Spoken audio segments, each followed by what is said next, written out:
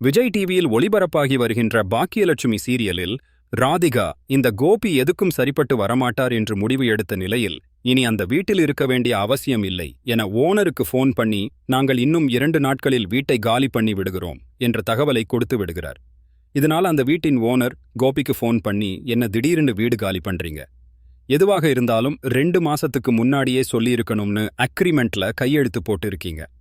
அப்படி போவதாக இருந்தால் 2 மாத வாடகை கொடுத்துவிட்டு போகணும் என்று சொல்லிய நிலையில் கோபிக்கு இது பற்றி எதுவும் தெரியாததால் நான் ராதிகாவிடம் பேசிட்டு உங்களிடம் பேசுகிறேன் என்று கோபி போனை கட் பண்ணி விடுகிறார்.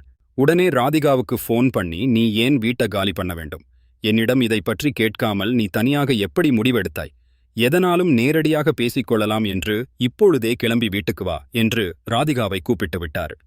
ராதிகாவும் நேரடியாக போய் சொல்லலாம் என்று பாக்யா வீட்டிற்கு போன நிலையில் கோபி மற்றும் ராதிகாவுக்கு இடையே வாக்குவாதம் வருகிறது. உடனே கோபி மறுபடியும் நெஞ்ச பிடிச்சு கீழே சாஞ்சி விட்டார். இது என்னடா செத்து செத்து விளையாடுற பொழப்பா போச்சு என்பதற்கு ஏற்ப ஆவனா நெஞ்சுவலி என்று ஒரு சீன் கிரியேட் பண்ணி விடுகிறார். இதனால் பயந்து போன ஈஸ்வரி மற்றும் செழியன் கோபியை கூட்டிட்டு ஹாஸ்பிடலுக்கு போய்விடுகிறார்கள். போன இடத்தில் ஈஸ்வரி சும்மா இல்லாமல் ராதிகாவை பற்றி தவறாக கோபியிடம் சொல்லி வத்தி வைக்கிறார். கோபிக்கு நெஞ்சுவலி வந்ததை பார்த்ததும் ராதிகா துடித்துப் போய்விட்டார். உடனே பாக்யா வீட்டில் நின்று கோபி வந்ததுக்கு அப்புறம் விசாரித்துவிட்டு போகலாம் என்று ராதிகா காத்துக் கொண்டிருக்கிறார்.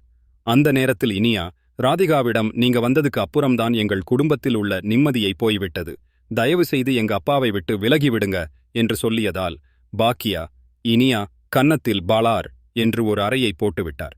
அப்பொழுது கோபியை கூட்டிட்டு ஈஸ்வரி மற்றும் செழியன் வீட்டிற்கு வந்து விடுகிறார்கள். கோபியை பார்த்ததும் ராதிகா பேசுவதற்கு முயற்சி எடுக்கிறார். ஆனால் ஈஸ்வரி பேச விடாமல் தடுத்து ரூம்குள் கூட்டிட்டு போய் கதவை சாத்தி விடுகிறார். வெளியே வந்த செழியனிடம் கோபியை பற்றி ராதிகா விசாரிக்கிறார்.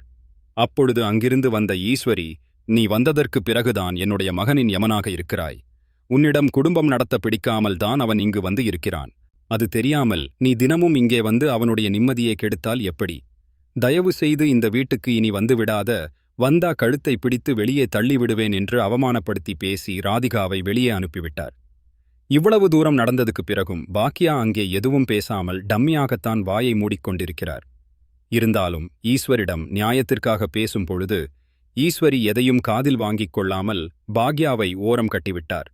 இந்த கோபியை நம்பியதற்கு பாக்யா மட்டுமில்லாமல் தற்போது ராதிகாவும் ஒவ்வொரு நாளும் ரணவேதனையை அனுபவித்து தான் வருகிறார். ஆக மொத்தத்தில் ராதிகா மற்றும் பாக்யா இந்த கோபியை எங்களுக்கு வேண்டாம் என்று தலைதெறித்து ஓடப் போகிறார்கள்.